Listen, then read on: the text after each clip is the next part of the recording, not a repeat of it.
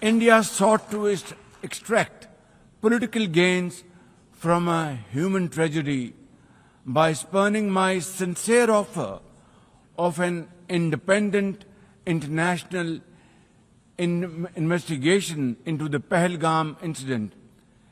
Instead, it attacked our cities and targeted our innocent civilians. When our territorial integrity and national security were violated, our response was in accordance with the right of self-defense under Article 51 of United Nations Charter. Our valiant armed forces, under the stellar leadership of Field Marshal Syed Asim Munir, mounted an operation of stunning professionalism, bravery, and acumen, repulsing the enemy's attack under Air Chief Marshal Zahir Babar Sidhu. Our falcons took flight and etched their answer across the skies, resulting in 7 of the Indian jets turned to scrap and dust. A decisive response.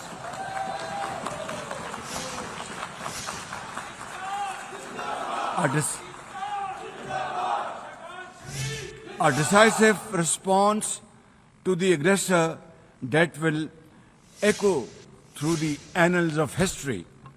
To the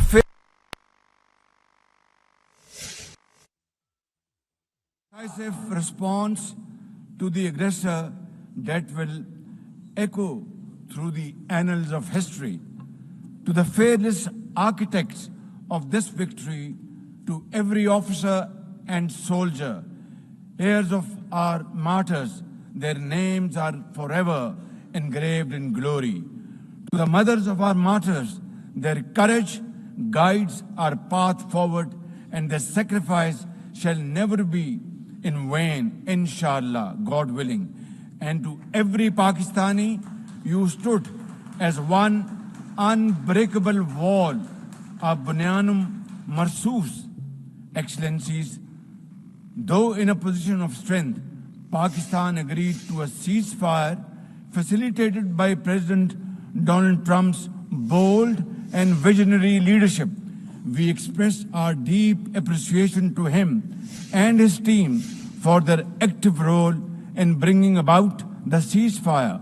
President Trump's efforts for peace helped avert a more threatening war in South Asia.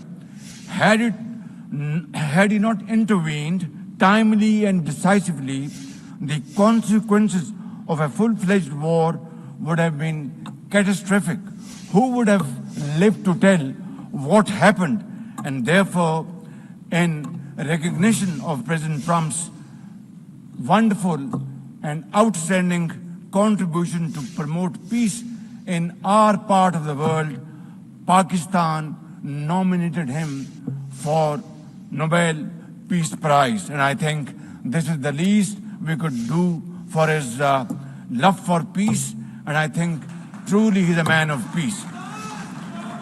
Ladies and gentlemen, we're also grateful to our friends and partners, including China, Turkey, Saudi Arabia, Qatar, Azerbaijan, Iran, UAE, and of course, UN Secretary General for extending their diplomatic support to Pakistan at this crucial time.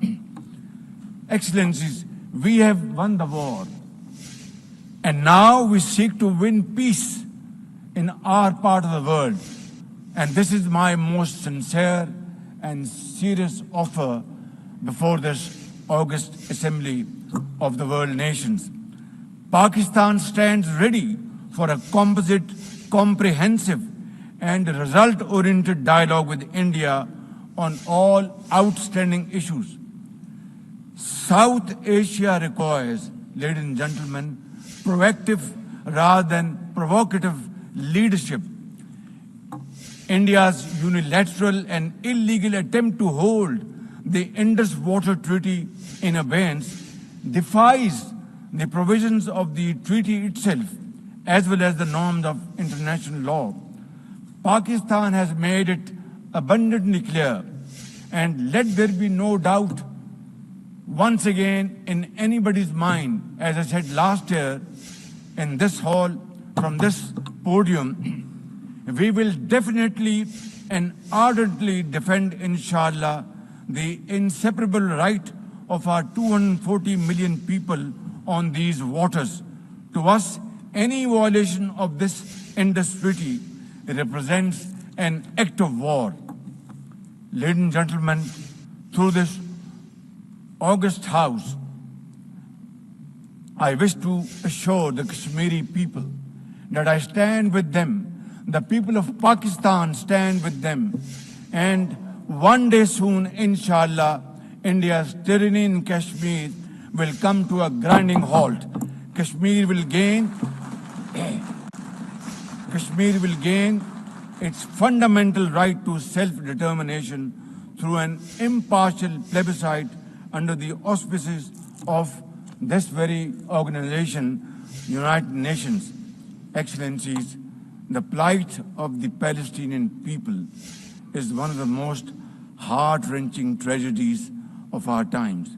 This prolonged injustice is a stain on the global conscience and our collective moral failure.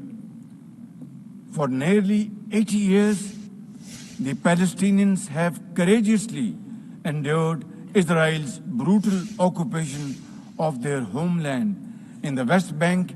Each passing day brings new brutality, illegal settlers who terrorize and kill with impunity, and nobody can challenge them and question them. And in Gaza, Israel's genocidal onslaught has unleashed unspeakable terror upon women and children in a manner we have not witnessed in annals of history. In blind pursuit of its nefarious goals, the Israeli leadership has unleashed a shameful campaign against the innocent Palestinians, which history will always remember as one of its darkest chapters.